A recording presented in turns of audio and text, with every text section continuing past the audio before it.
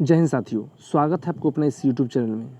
दोस्तों, जैसा कि आपको पता है कि अभी इस चैनल के माध्यम से आपको बायोलॉजी का सीरीज चल रहा है और हमने आपको जैसे इंट्रोडक्शन हो गया, उसका बाद आपको हमने सेल का अभी जो टॉपिक चल रहा है तो हमने कल सेल मेम्ब्रेन तक पढ़ा दिया था। और आज जो है अगला वीडियो वह है कोशिका भित्ति, जिसको हम लोग सेल वाल के भी नाम से हम लोग जानते हैं। आइए दोस्तों, वीडियो को शुरू करते हैं। और शुरू करने से पहले यदि चैनल पर नए हैं तो इस तरह के वीडियो पाने के लिए चैनल को सब्सक्राइब कर लें, अपने दोस्तों में शेयर करें और ज़्यादा से ज़्यादा अपने दोस्तों में शेयर करें, ग्रुप में शेयर करें, ठीक है। तो चलिए हम लोग वीडियो को शुरू करते हैं। अब यहाँ पर देख सकते हैं कोशिका भित्ति। कोशिका भित्ति जो होता है यह केवल पादपों में पाई जाती है। और हमने क्या बताया था, यहाँ पर देख सकते हैं यह पादप कोशिका का आपको चित्र दिया गया है, ठीक है। तो कोशिका भित्ति यानी कि सेल वाल हमेशा पादप में ही पाई जाती है और कोशिका भित्ति जो होती है वह सेल्यूलोज की बनी होती है। यह कोशिका को निश्चित आकार एवं आकृति बनाए रखने में सहायता करती है। तो ये जो है कोशिका भित्ति का काम क्या है? कोशिका भित्ति का काम है कि कोशिका को निश्चित आकार देना कि वह कैसा होगा। जैसे मान लीजिए कि आकारिकी के अध्ययन को हम लोग मार्फोलॉजी कहते हैं। तो मार्फोलॉजी कहने का मतलब क्या होता है? मार्फोलॉजी दो प्रकार का होता है, एक होता है इंटरनल होता है और एक होता है एक्सटर्नल होता है। तो हम लोग इंटरनल पार्ट को नहीं देख पाते हैं और हम लोग किसको देखते हैं? एक्सटर्नल पार्ट को देखते हैं। तो इसको एक्सटर्नल मार्फोलॉजी कहते हैं। तो वही कहता है, तो हर चीज़ में मार्फोलॉजी होता है। तो कोशिका का साइज क्या होगा, आकार क्या होगा, उसी को हम लोग आकारिकी के अध्ययन को ही मार्फोलॉजी कहते हैं। तो कोशिका को निश्चित आकार देना किसका काम है? तो वह काम होगा कोशिका भित्ति यानी सेल वाल का। उसके बाद यह जो है पेड़ की कठोरता को भी प्रदान करता है, यानी कितना पेड़ सॉलिड होगा। कौन पेड़, माने जैसे मान लीजिए एक, जैसे में देहात में देखते होंगे एक सिम्भर का पेड़ होता है जो काफ़ी नॉर्मल होता है, ठीक है। उसे हम लोग सेंटरिंग में तख्ते के रूप में यूज करते हैं। तो वो जो होती है ज़्यादा कठोर नहीं होती है, तो उसे हम लोग कह सकते हैं कि उसका सेल वाल जो है ज़्यादा कठोर नहीं है। अब मान लीजिए जो पेड़ की कठोरता, जैसे में हो गया शीशम का पेड़ हो गया, सागौन का पेड़ हो गया, तो ये सभी जो होते हैं काफ़ी कठोर होते हैं। तो ये कठोर होना नहीं होना किसका काम होगा? तो कोशिका भित्ति का काम होगा। जंतु में आप देख सकते हैं लिपिड और प्रोटीन होते हैं और पादप में सेल्यूलोज। अब क्वेश्चन पूछा जाए कि जंतुओं में जो कोशिका भित्ति होते हैं किसका बने होते हैं? लिपिड और प्रोटीन का। और जब पादप की बात आए तो सेल्यूलोज का बने होते हैं।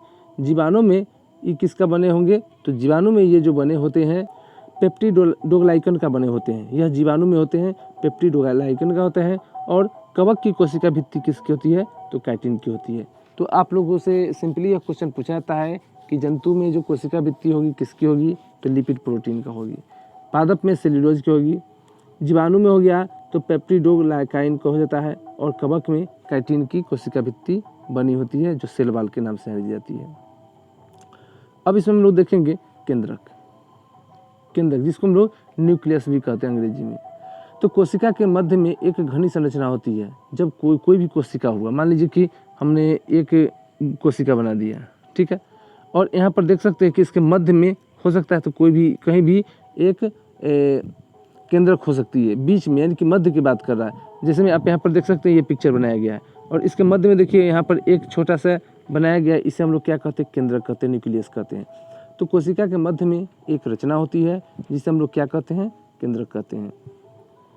अब हम लोग देखेंगे कि यह पादप कोशिका एवं जंतु कोशिका दोनों में पाया जाता है। तो केंद्रक जंतु में भी होगा, पादप में भी होगा, पेड़ पौधे में भी हो सकते हैं और जीव जंतु में भी हो सकते हैं केंद्रक। उसके बाद है कोशिका का सबसे प्रमुख अंग होता है। तो केंद्रक जो होता है कोशिका का सबसे प्रमुख अंग होगा, क्योंकि यह कोशिका को प्रबंधक के रूप में कार्य करता है, यानी उसको नियंत्रित करता है। तो कंट्रोल करने का काम, नियंत्रित करने का काम किसका होगा? तो केंद्रक का होगा, न्यूक्लियस का होगा। उसके बाद केंद्रक को कोशिका का दिमाग भी हम लोग कहते हैं, इसे आप लोग याद रखिएगा। यानी कि क्वेश्चन पूछा जाए कि ब्रेन ऑफ सेल किसे कहा जाता है, यानी कोशिका का दिमाग किसे कहा जाता है? तो केंद्रक को कहा जाता है, न्यूक्लियस को कहा जाता है। केंद्रक की खोज रॉबर्ट ब्राउन ने किया था। कोशिका में जो केंद्रक होंगे उसकी खोज किसने किया था? रॉबर्ट ब्राउन ने 1831 में किया था। इसमें आरएनए और डीएनए और गुणसूत्र पाए जाते हैं। तो आगे चलकर हम आपको डीएनए से आरएनए बनना, आरएनए से प्रोटीन बनना, यानी कि रीएप्लिकेशन, ट्रांसक्रिप्शन, रिवर्स ट्रांसक्रिप्शन, उसके बाद ट्रांसलेशन, ये सभी चीज़ आपको बताएंगे जो आपको इसी से संबंधित है। उसमें केंद्रक में 70 से 80% प्रोटीन होते हैं, ठीक है, 10% डीएनए होते हैं, 2 से 3% आरएनए होते हैं और 3.5% जो होते हैं लिपिड होते हैं। ये सभी पाए जाते हैं किसमें? केंद्रक में पाए जाते हैं। इसे आप लोग ध्यान में रखिएगा और इसे आप लोग राइट भी कर सकते हैं। अब हम लोग देखेंगे अंतःपराद्रव्य जालिका। अंतःपराद्रव्य जालिका क्या है? इसको हम लोग अंग्रेजी में इंडोप्लाज्मिक रेक्टिकुलम के नाम से जानते हैं, अंतःपराद्रव्य जालिका का। तो अंतःपराद्रव्य जालिका जो होती है ये कोशिका के अंदर आंतरिक सहायता प्रदान करती है। यानी कि मान लीजिए कि जैसे हम बताए थे कि कोशिका का दिमाग किसे कहेंगे? तो केंद्रक को कहेंगे। लेकिन कोशिका के अंदर जो सहायता प्रदान करेंगे, जो इसको हेल्प करेंगे या किसी भी काम के लिए इसको सहायता के रूप में, मान लीजिए किसी प्रकार की सहायता का अगर ये बात आए तो अंतःपराद्रव्य जालिका कहेंगे। लेकिन वहाँ पर हिंदी में अब क्वेश्चन न पूछ के इंडोप्लाज्मिक रेक्टिकुलम नाम दिया जाता है। इंडोप्लाज्मिक रेक्टिकुलम के खोज जो था वह किसने किया था? तो उसको किया था कैथ पोर्टर ने किया था। कैथ पोर्टर ने इसकी खोज किया था और अल्बर्ट क्लाउड और उसका था इर्नेस्ट फिलम, इन तीनों ने मिलकर इसे किया था। इंडोप्लाज्मिक रेक्टिकुलम जो होते हैं ये 2 प्रकार के होते हैं। अंतःपराद्रव्य जालिकाएं 2 प्रकार की होगी, एक होगी चिकनी और अंतःपराद्रव्य जालिका, जिसको हम लोग स्मूथ इंडोप्लाज्मिक रेक्टिकुलम या SER हम लोग कहते हैं। और दूसरे होते हैं खुरदरी पराद्रव्य जालिका, जिसे हम लोग रफ इंडोप्लाज्मिक रेक्टिकुलम या जिसे RER के नाम से हम लोग जानते हैं। तो चिकनी पराद्रव्य जालिका क्या है? यह कोशिका में कार्बोहाइड्रेट तथा वसा का संश्लेषण करने में सहायता होते हैं। तो सिंपली क्वेश्चन पूछा जाए कि कोशिका के कौन ऐसा भाग है जो कार्बोहाइड्रेट और वसा का संश्लेषण करते हैं, तो वह हो जाएगा अंतःपराद्रव्य जालिका यानी इंडोप्लाज्मिक रेक्टिकुलम, जो स्मूथ में होंगे। खुरदरी वाला में हम लोग देखेंगे कि खुरदरी अंतःपराद्रव्य जालिका के बाहरी झिल्ली के ऊपर छोटे छोटे रहते हैं, इन्हें राइबोसोम भी हम लोग कहते हैं, ठीक है। खुरदरी जालिका को हम लोग क्या कहेंगे? राइबोसोम कहेंगे। और राइबोसोम को प्रोटीन संश्लेषण में सहायक होता है। राइबोसोम का काम क्या है? प्रोटीन संश्लेषण में सहायता करना है, इसीलिए इसे प्रोटीन का फैक्ट्री भी हम लोग कहते हैं राइबोसोम को। राइबोसोम है क्या? तो यह पादप कोशिका एवं जंतु कोशिका दोनों में होते हैं। राइबोसोम हमेशा दोनों में होते हैं। जैसे मान लीजिए कि दोनों में कैसा पता चलेगा कि है कि नहीं है? तो एक होता है DNA और एक होता है RNA, आप लोग जानते हैं। तो DNA का होता है ribose nucleic acid, dioxy ribose nucleic acid. इसमें आपको राइबोज का नाम जरूर आता है, डाइऑक्सी राइबोज, तो राइबोज का नाम आ गया। और ये होता है डायरेक्ट राइबोज न्यूक्लिक एसिड होता है। तो यह DNA और RNA दोनों में पाया जाएगा राइबोसोम। राइबोसोम की खोज जो था वो किसने किया था? तो उसको किया था ग्रेगर E. पैलेड ने किया था, ठीक है। यह कोशिका का सबसे छोटा अंग है। यह राइबोन्यूक्लिक एसिड, जिसको हम लोग RNA कहते हैं, राइबोन्यूक्लिक एसिड नामक अम्ल व प्रोटीन की बनी होती है। इसे प्रोटीन के हम लोग फैक्ट्री भी कहते हैं, ठीक है, इसे ध्यान रखिएगा। और इसका मुख्य कार्य प्रोटीन का संश्लेषण प्रदान करना होता है। राइबोसोम 2 प्रकार के होते हैं, एक 70S होते हैं और एक 80S होते हैं, ठीक है। एक 70S और एक 80S। तो 70S जो होते हैं यह आकार में छोटे होते हैं। 70S वाला आकार में हमेशा छोटा होगा, जैसे माइटोकॉन्ड्रिया और बैक्टीरिया में। और 80S जो होते हैं आकार में बड़े होते हैं, विकसित पौधे और जंतु। जैसे हम लोगों में अगर जब पूछे जो कितने प्रकार के राइबोसोम पाए जाएंगे तो 80S का होगा, और छोटे छोटे आकार वाला में तो 70S का होगा। तो जब आप लोग आगे जाकर DNA और RNA पढ़िएगा, ठीक है, तो उसमें आपको 70 RNA जो होते हैं 70S और 80S में हम लोग उसे बांटते हैं। अब है माइटोकॉन्ड्रिया। माइटोकॉन्ड्रिया की खोज 1880 ईस्वी में कोलिकर के द्वारा किया गया था और कीटों की आरेखित पेशियों में खोज किया गया था। तो कोलिकर जो वैज्ञानिक था इसने 1880 में माइटोकॉन्ड्रिया की खोज किया। लेकिन ये खोजा कहाँ? तो कीट पतंग जो होते हैं, कीड़ा मकोड़ा होते हैं, उसी को रेखित पेशी में खोजा था माइटोकॉन्ड्रिया को।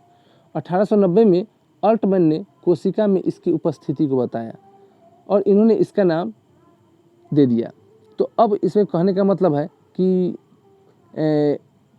कोलकर ने क्या किया कि इसको कीट में आरेखित पेशी के रूप में यह बताया था कि माइटोकॉन्ड्रिया होते हैं। लेकिन अल्टमैन ने क्या किया 1890 में, यानी 10 साल के बाद क्या किया, इसने पूरा माने बता दिया कि यह कहाँ पर स्थित होते हैं। ठीक है, और इसका नाम बायोब्लास्ट रखा। ठीक है, तो क्वेश्चन कभी कभी पूछा जाता है कि बायोब्लास्ट किसका नाम है, तो माइटोकॉन्ड्रिया को ही जाना जाता है। और यह नाम किसने दिया था, अल्टमैन ने दिया था। 1898 में बेंडा ने इसका नाम माइटोकॉन्ड्रिया दिया। अब देखिए माइटोकॉन्ड्रिया को खोज किया है यानी कीटों के रेखित पेशी में कौन, तो कोलकर। और इसकी उपस्थिति कहाँ पर बैठा हुआ है किन बताया, अल्टमैन। और 1898 में इसका नामकरण, इसका नाम माइटोकॉन्ड्रिया ही होगा, कौन दिया, तो उसका दिया था नाम बेंडा ने। यह कोशिका द्रव में पाई जाने वाली गोलाकार अथवा सूत्राकार रचनाएं होती है। माइटोकॉन्ड्रिया दोहरी झिल्ली से घिरी होती है तथा इन उभारों को क्रिस्टी कहते हैं। ठीक है, ये जो होते हैं से हमेशा जो दोहरी झिल्ली से घिरी होती है और इस पर जो कुछ उभार पाए जाते हैं उसे हम लोग क्या कहते हैं, तो क्रिस्टी के नाम से हम लोग जानते हैं। यहाँ पर आप देख सकते हैं कि क्रिस्टी आखिर कैसा होता है। जैसे में यहाँ पर देख सकते हैं अंतर जालिका हो गया, बाहरी जालिका हो गया। उसके बाद इसमें आपको बताया गया है कि क्रिस्टी कहाँ पर है और मैट्रिक्स कहाँ पर है। माइटोकॉन्ड्रिया को कोशिका का ऊर्जागृह यानी कि पावर हाउस कहा जाता है। इससे आप लोग देखिएगा कि पावर हाउस ऑफ सेल किसे कहते हैं, तो माइटोकॉन्ड्रिया को कहते हैं। अगर ये प्रोटीन के फैक्ट्री पूछे तो राइबोसोम को कहते हैं, इसे याद रखिएगा। अब क्योंकि यह ऊर्जा को उत्पन्न करती है इसलिए इसको हम लोग पावर हाउस कहते हैं। माइटोकॉन्ड्रिया में कोशिका का श्वसन से संबंधित कार्य एटीपी का निर्माण एवं भोजन का ऑक्सीकरण होता है। अब हम लोग देखेंगे एटीपी क्या होते हैं, तो एटीपी होते हैं एडिनोसिन ट्राइफॉस्फेट, इसका पूरा नाम है। इसका काम देखिए, कोशिका के भीतर श्वसन व एटीपी देखिए यहाँ पर दिया गया है, एडिनोसिन ट्राइफॉस्फेट का निर्माण करना है। किसका है, तो माइटोकॉन्ड्रिया का है काम यह।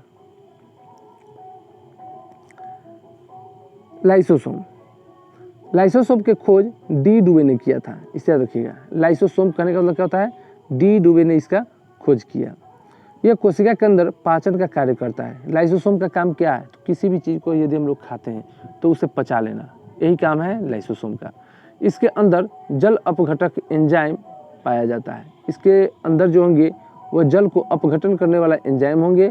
और कोशिका के अंदर कोई अंग यदि काम नहीं करता है तो उसे अंग को नष्ट कर देता है।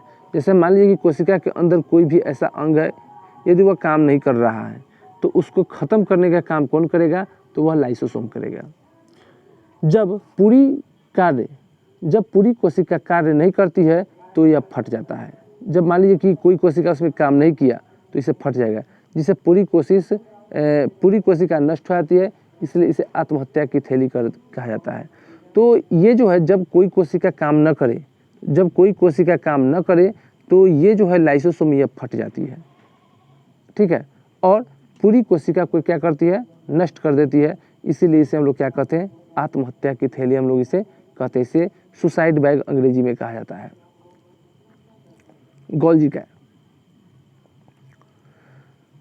गोल्जी बॉडी यानी गोल्जी की खोज 1898 में कैमिलो गोल्जी ने किया था।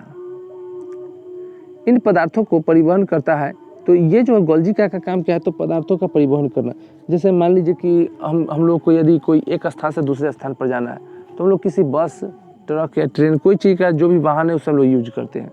तो वैसा ही काम जो गाड़ी के रूप में जो वाहन के रूप में हम लोग का काम किया पहुँचाने का, वही काम गोल्जी का है।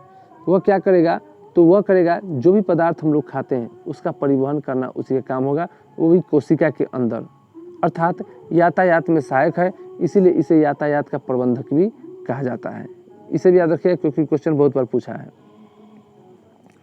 अब आता है तारकाय केवल जंतु कोशिका में पाया जाता है। तारकाय कहाँ पाया जाएगा, केवल जंतु कोशिका में।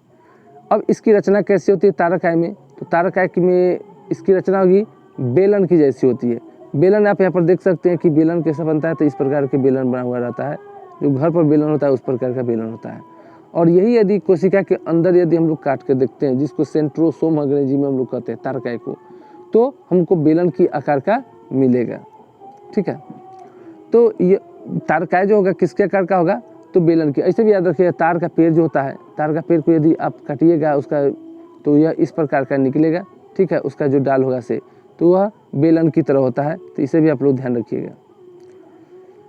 तो तारकाय की संरचना कैसी होगी, तो बेलन की जैसी होगी, और यह केंद्रक के पास मौजूद होती है। यह जब भी रहेगी तो हमेशा न्यूक्लियस के पास रहेगी तारकाय, इसीलिए इसका नाम सेंट्रोसोम रखा गया है। यह कोशिका विभाजन में सहायक होता है। जैसे मान लीजिए कि यहाँ पर देख सकते हैं, यह है सेंट्रल आपका, ठीक है, न्यूक्लियस है, और न्यूक्लियस के ठीक बगल में आप यहाँ पर देख सकते हैं, यह है आपको सेंट्रोसोम। तो क्वेश्चन कभी कभी पूछता है कि न्यूक्लियस के नज़दीक में कौन पाया जाता है, तो तारकाय पाया जाता है। तारकाय की खोज कौन किया था, तो बोवेरी ने किया था, इसे भी याद रखिएगा, ठीक है। यह कहाँ पर स्थित होता है, तो यह हमेशा न्यूक्लियस के पास में यानी कि अगल बगल में ही स्थित होता है। रसधानी, रसधानी यह निर्जीव की रचना है। इसमें तरल पदार्थ भरा होता है। रसधानी, रस के मतलब क्या होता है, तरल पदार्थ, याद रखिएगा। यदि आप पीते हैं मैंगो रस पीते हैं, मैंगो जूस जिसको कहते हैं अंग्रेजी में जूस, ठीक है, तो वह तरल पदार्थ होता है। तो जब भी यह रसधानी की बात आएगा तो निर्जीव में आएगा, यानी कि मरा हुआ जिसमें कोई भी जीवन न हो, उसमें रसधानी पाया जाएगा। यह तरल पदार्थ से भरा होता है, जो कि एक झिल्ली से घिरा हुआ होता है। रसधानी में एक प्रकार का द्रव पाया जाता है जिसे कोशिका रस कहते हैं। कोशिका में रस जल, खनिज, लवण, कार्बोहाइड्रेट और इत्यादि। कहने का मतलब रसधानी में क्या क्या चीज़ होगा, तो पानी होगा, खनिज लवण होगा, कार्बोहाइड्रेट होगा, ये सभी चीज़ रसधानी पाया जाएगा।